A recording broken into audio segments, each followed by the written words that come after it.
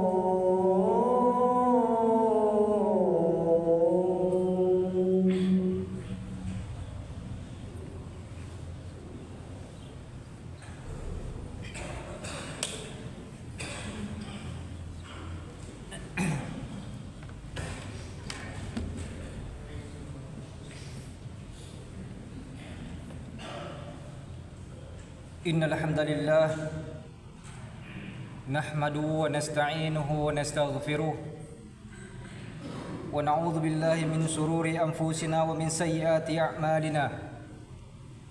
Man yahdihillahu fala mudilla lahu wa man yudlil fala hadiya lahu. Wa ashhadu an la ilaha illallah wahdahu la syarika lahu wa ashhadu anna Muhammadan abduhu wa rasuluh. Allahumma salli wa sallim ala nabiyyina Muhammad wa ala alihi wa ashabihi rasulillahi ajma'in. Qala Allah ta'ala fil Qur'anil Karim, ya ayyuhalladzina amanu taqullaha haqqa tuqatih wa la tamutunna illa wa antum muslimun. Wa qala ta'ala, ya ayyuhan nasu taqu rabbakumul ladzi khalaqakum min nafsin wahidah wa khalaqa minha zawjaha wa bassa minhuma rijalan katsiran wa nisaa'a wattaqullaha alladzi tasaaluna bihi wal arham innallaha kana 'alaikum raqiba.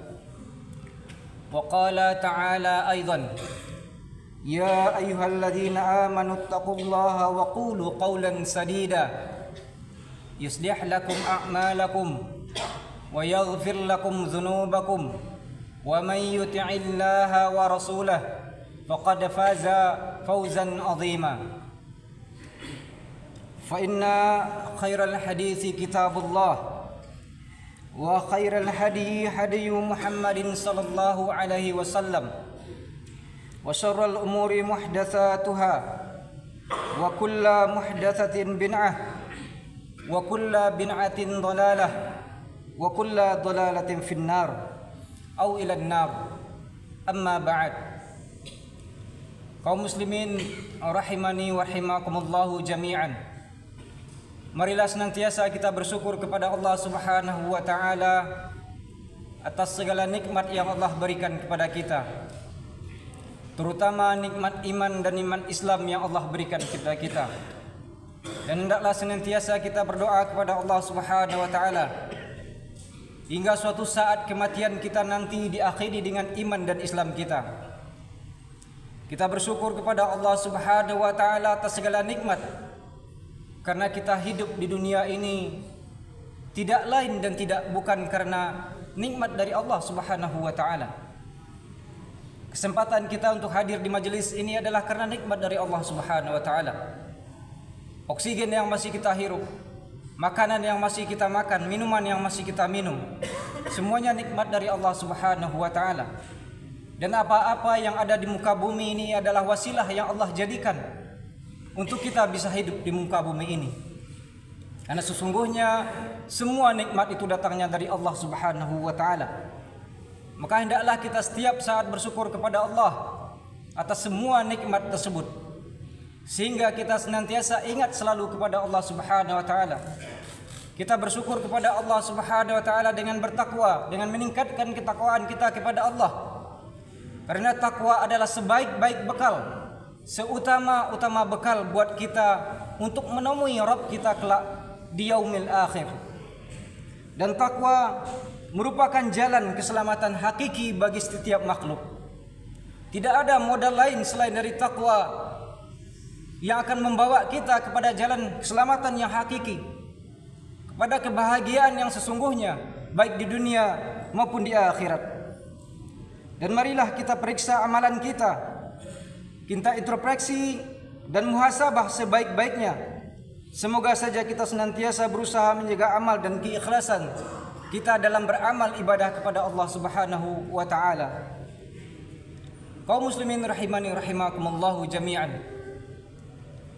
Perlu kita ketahui bahwa musibah yang menimpa kita sejatinya adalah karena disebabkan oleh dosa-dosa yang kita lakukan. Dosa-dosa kemaksiatan yang dilakukan oleh hamba, oleh makhluk yang ada di muka bumi ini. Dan kita harus meyakini bahwasanya Allah tidak pernah berbuat zalim kepada hambanya. Kita harus senantiasa mengintrospeksi diri ketika musibah melanda kita, ketika penyakit yang menimpa kita, ketika cobaan yang mengantarkan kepada kita, yang berikan oleh Allah kepada kita. Yang selalu kita ingat adalah kita mengingat kembali ke dosa apa yang telah kita perbuat kepada Allah Subhanahu wa taala.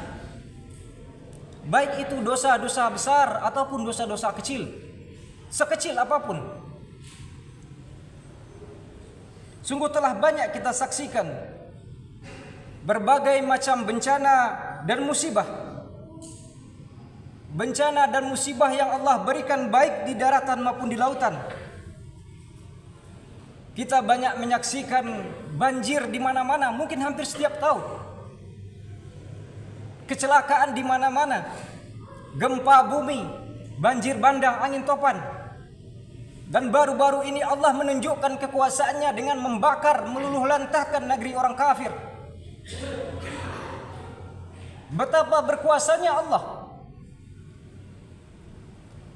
betapa berkehendaknya Allah Subhanahu wa taala, dan tidak dapat dibendung oleh seorang pun. Sekalipun manusia bersekutu, seluruh manusia di muka bumi ini untuk menentang Allah tidak akan mungkin bisa. Maka hendaklah kita senantiasa melihat kepada diri kita, dosa-dosa apa yang telah kita lakukan ketika Allah memberikan bencana itu kepada kita. Kaum muslimin rahimani rahimakumullah, sebagian kita mengalami sakit, sebagian kita mengalami bencana, kecelakaan, sebagian kita mengalami perniagaan yang merugi,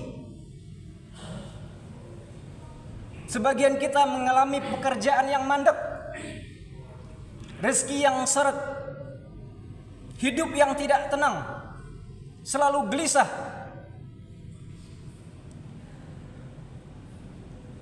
Dan ini tidak lain dan tidak bukan karena dosa dan maksiat yang kita lakukan kepada Allah Subhanahu wa taala. Kaum muslimin rahimani rahimakumullah. Namun disayangkan, banyak dari kita tidak mau mengambil pelajaran dan ibrah. Kita tidak langsung sadar bahwasanya semua yang kita alami itu adalah karena kehendak Allah Subhanahu wa taala, atas dosa-dosa kemaksiatan yang kita lakukan. Mungkin kita bermaksiat kepada diri kita, berbuat zalim kepada diri kita. Mungkin kita berbuat zalim kepada istri kita, anak kita, tetangga kita, teman kita, saudara kita. Baik kita sadari maupun kita tidak sadari. Bahkan disayangkan, ada di antara kita yang mengatakan bahwasanya bencana tersebut tidak ada kaitannya dengan dosa, dengan kemaksiatan yang dilakukan oleh manusia. Itu semua bukan karena dosa dan maksiat, akan tetapi itu adalah bencana alamiah belaka. Inilah sebagian dari kita yang memahami bahwa bencana yang kita alami itu tidak karena dosa dan maksiat yang kita lakukan kepada Allah Subhanahu wa taala. Bukankah Allah Subhanahu wa taala telah mengingatkan kita dalam surah Ar-Rum ayat ke-41? Zaharal fasadu fil barri wal bahri bima kasabat aydin nasi lidhiqahum ba'dalladhi 'amilu la'allahum yarji'un. Telah nampak kerusakan di darat dan di laut disebabkan karena perbuatan tangan manusia, supaya Allah merasakan kepada mereka sebahagian dari akibat perbuatan mereka, agar mereka kembali ke jalan yang benar. Hal seperti ini menandakan kerasnya hati. Kerasnya hati yang disebabkan karena dosa-dosa kemaksiatan yang kita lakukan. Allah menutup hati manusia itu bukan karena semata-mata Allah ingin menutup, karena dosa yang kita lakukan, karena kemaksiatan yang kita lakukan. Satu dosa yang kita lakukan ada bintil hitam di dalam hati kita, yang lama-kelamaan dosa semakin menutup hati kita, sehingga hati kita tidak bisa lagi mengontrol seluruh tubuh kita ini untuk taat kepada Allah Subhanahu wa taala.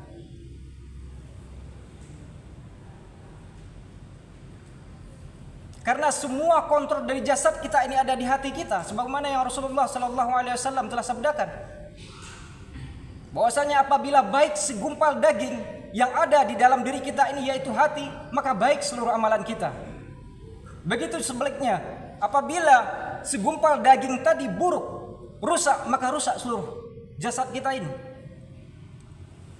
Kaum muslimin rahimani wa rahimakumullahu jami'an. Allah Subhanahu wa taala berfirman dalam surah Al-An'am, surah ke-6 ayat ke-43. Falaula idz ja'ahum ba'suna tadarra'u walakin qasat qulubuhum wa zayyana lahumus syaitanu ma kanu ya'malun.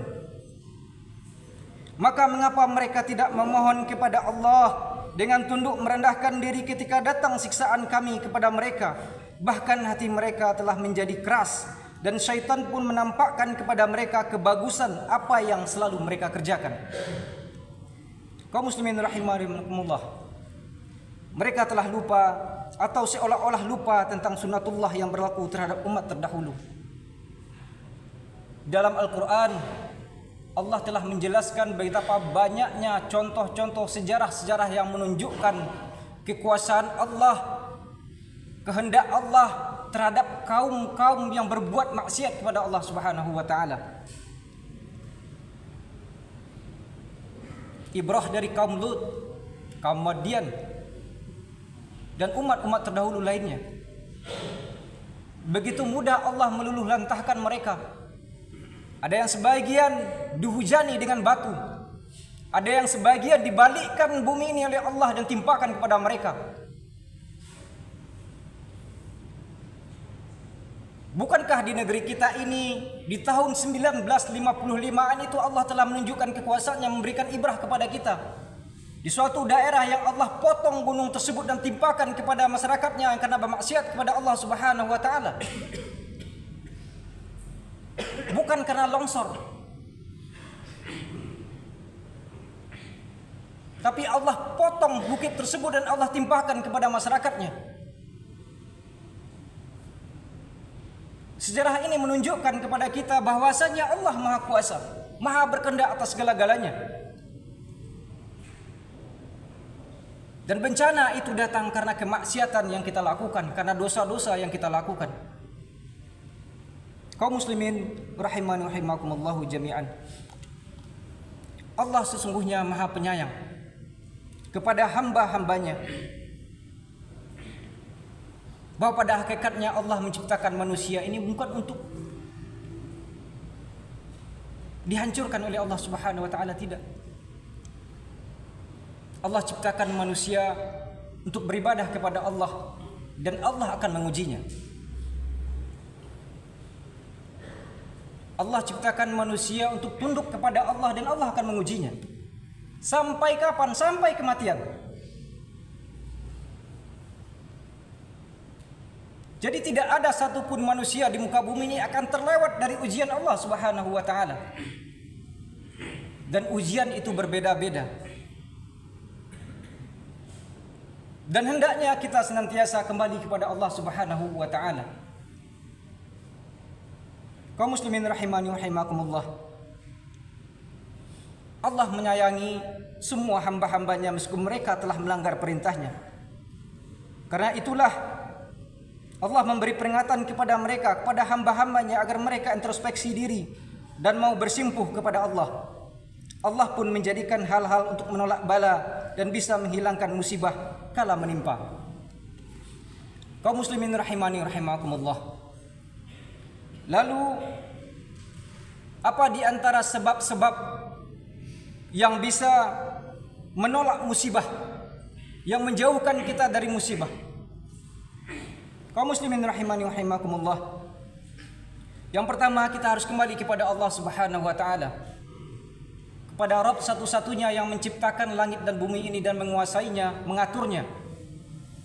Kepada Allah Azza wa Jalla, yang tidak ada satupun Rabb yang berhak disembah selain dirinya, pada zat yang tunggal. Allah Subhanahu wa taala berfirman dalam surat Al-A'raf ayat 168, wa balawnahum bil hasanati was sayyiati la'allahum yarji'un.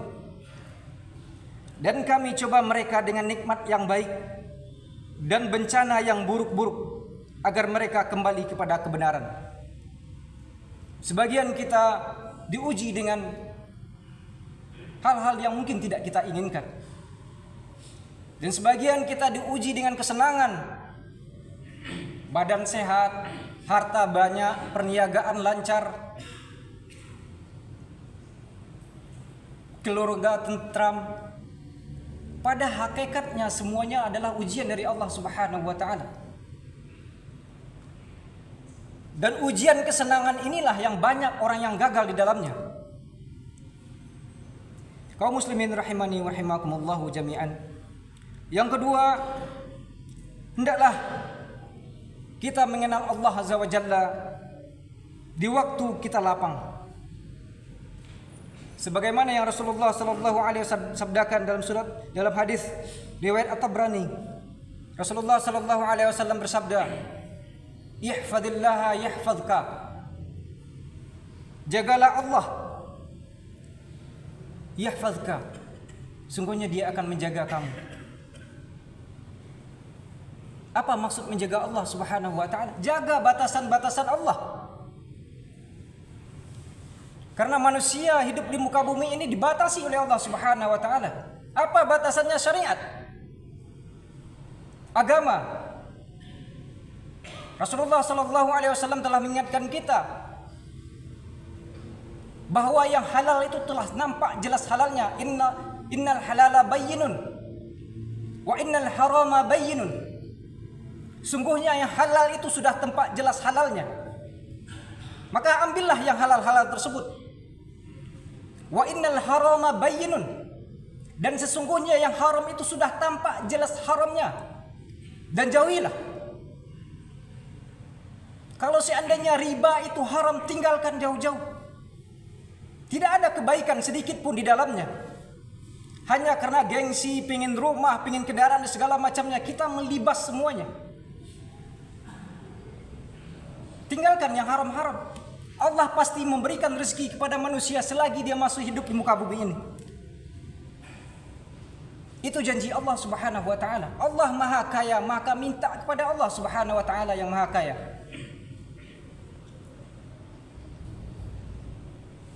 Kaum muslimin rahimani wa rahimakumullah.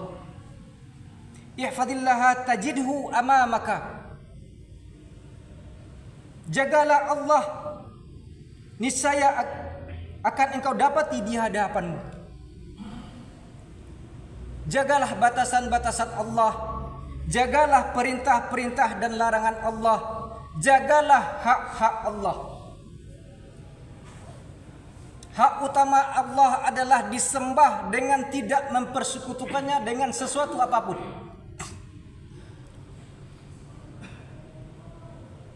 Kalaulah Allah itu tempat kita memohon meminta, dan itu merupakan ibadah, maka jangan sampai meminta kepada selain Allah.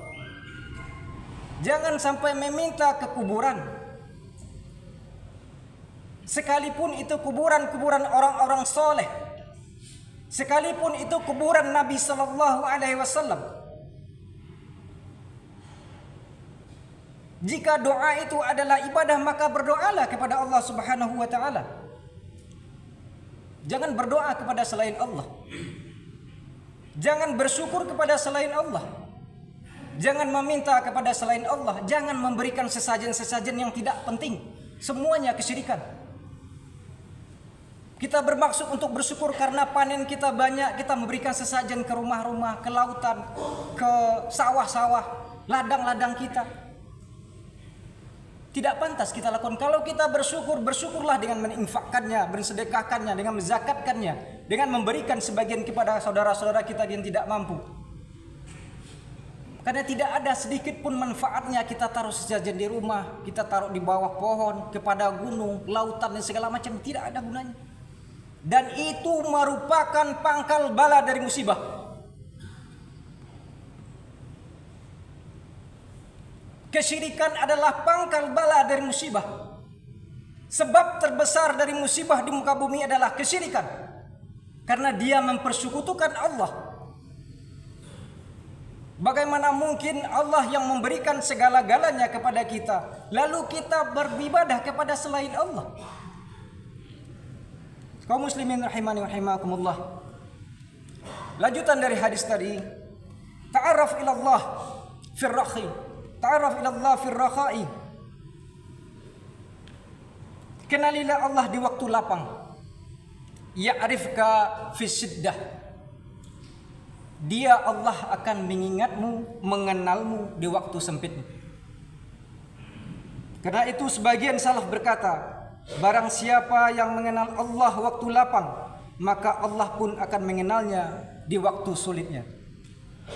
Selanjutnya bahwasanya tunduk dengan merendahkan diri di saat musibah melanda kita adalah menjadi sebab-sebab yang bisa menolak musibah daripada kita. Wa ma arsalna fi qaryatin min nabiyyin illa akhadna ahlaha bil ba'sa'i wad dharra'i la'allahum yadarra'un. Kami tidaklah mengutus seseorang nabi pun kepada sesuatu negeri, lalu penduduknya mendustakan nabi itu, melainkan kami timpakan kepada penduduknya kesempitan dan penderitaan supaya mereka tunduk dengan merendahkan diri.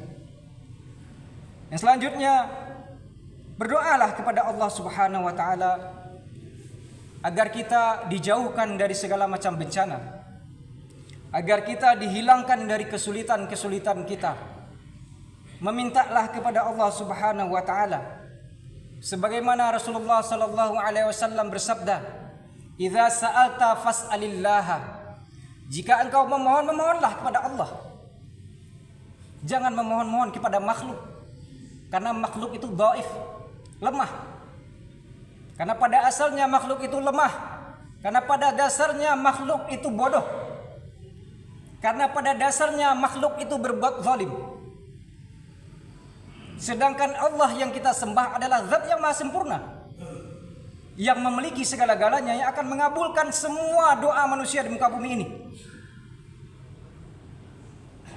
Tidak satupun pun yang terlewat oleh Allah Subhanahu wa taala.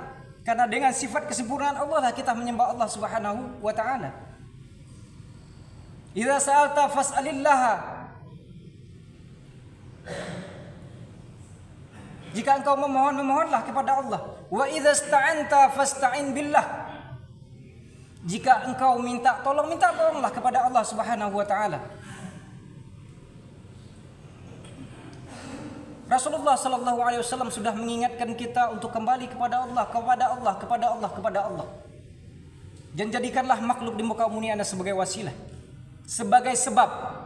Kita di dunia ini hanya mencari sebab, sedangkan takdirnya Allah yang menetapkan, ketentuannya Allah yang menetapkan. Mencari sebab dengan tidak melangkahi hak-hak Allah, mencari sebab dengan tidak melangkahi syariat.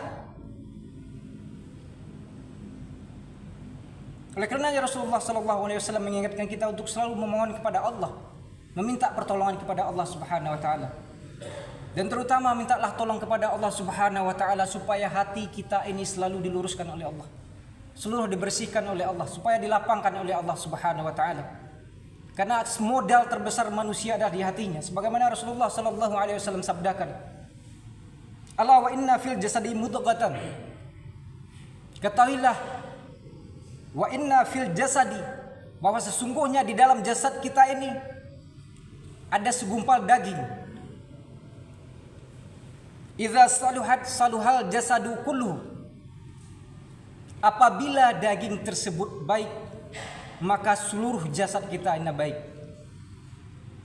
Wa idza fasadat fasadal jasadu kulluhu. Dan apabila segumpal daging tadi buruk, maka buruklah semua jasad kita ini. Ala wahya qalbu. Ketahuilah bahwa segumpal daging tersebut adalah hati. Dan hati itu Allah yang memegang. Hati itu Allah yang membolak-balikkan. Makanya Rasulullah sallallahu alaihi wasallam mengajarkan kepada kita untuk selalu berdoa, ya muqallibal qulub, tsabbit qalbi ala dinik. Wahai zat yang membolak-balikkan hati, tsabbit qalbi ala dinik, tetapkanlah hati kami ini di atas agamamu, supaya kita akhir kehidupan kita mati dalam keadaan Islam dan iman. Yang selanjutnya, bertakwakallah kepada Allah Subhanahu wa taala. dengan hakikat bahwasanya bertawakal adalah menyerahkan segala perkara kepada Allah dengan tetap berikhtiar melakukan sebab-sebab yang disyariatkan. Allah Subhanahu wa taala berfirman dalam surah At-Talaq ayat ketiga, "Wa may yatawakkal 'ala Allahi fahuwal hasbuh. Innallaha balighu amrihi qad ja'ala Allahu likulli syai'in qadara." Dan barang siapa yang bertawakal kepada Allah, niscaya Allah akan mencukupkan keperluannya. Sesungguhnya Allah melaksanakan urusan yang kehendaknya.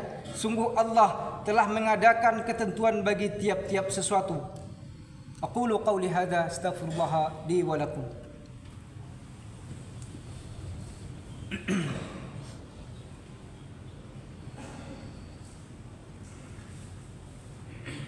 Alhamdulillah. Alhamdulillahi Rabbil Alamin. Wassalatu wassalamu ala asrafil anbiya'i wa mursalin wa ala alihi wa ashabihi rasulillahi ajma'in. Kaum muslimin rahimani wa rahimakumullahu jami'an. Yang selanjutnya yang bisa kita lakukan adalah ketika kita ditimpa bencana atau bagaimana cara kita menjauhkan diri kita dari bencana, musibah, adalah bertakwa kepada Allah Subhanahu wa taala. Allah Subhanahu wa taala telah mengingatkan kita dalam surah At-Talaq ayat kedua hingga 3. "Wa may yattaqillaha yaj'al lahu makhraja wa yarzuquhu min haitsu la yahtasib." Barang siapa yang bertakwa kepada Allah, niscaya Dia akan mengadakan baginya jalan keluar dan memberinya rezeki dari arah yang tiada disangka-sangkanya. Yang selanjutnya adalah melakukan kebaikan kepada orang lain. Rasulullah sallallahu alaihi wasallam mengajarkan kepada kita, sana'ul ma'rufi taqi masari'as su'i was sadaqatu khafiyan tudfi'u ghadabar rabb. Berbuat kebaikan akan menjaga dari kebinasaan yang buruk, dan bersedekah secara sembunyi-sembunyi akan memadamkan murka Ar-Rabb. Nah, selanjutnya hendaklah senantiasa kita beristighfar kepada Allah Subhanahu wa taala. Mohon ampun kepada Allah Subhanahu wa taala, karena di antara amalan yang menolak bala dan musibah adalah istighfar. Istighfar adalah hal yang membuat Allah ridha dan menyelamatkan dari murkanya.